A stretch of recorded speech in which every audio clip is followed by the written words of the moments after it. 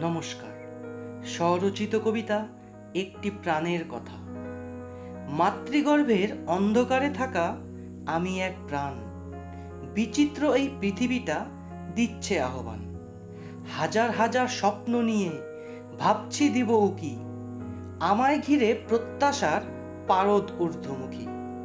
মা চাইছে সোনার ছেলে, বাবা লক্ষ্মী কন্যা, আশার জোয়ারে ভাসছে সবাই প্রত্যাশার বন্যা।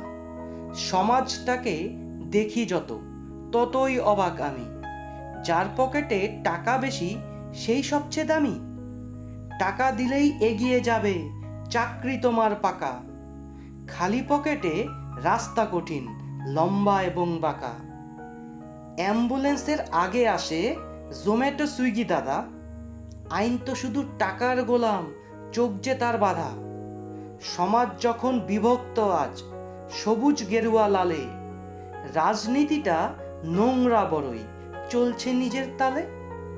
রাম নামে লোক খাচ্ছে মার, ধর্মে ধর্মে লড়াই, মনুষ্যত্ব কলুষিত তাই আমরা দোষী সবাই। বাম থেকে আজ রামে লাফ, কাল চলল ফুলে, টাকার কুমির হচ্ছে নেতা আত্মসম্মান ভুলে।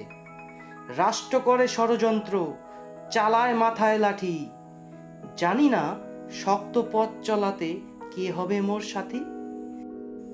স্বার্থ এখানে সবচেয়ে প্রিয়, পথ হারা তাই বিশ্বাস, জন্ম নেবার শুভ লগ্নে পড়ছে দীর্ঘশ্বাস।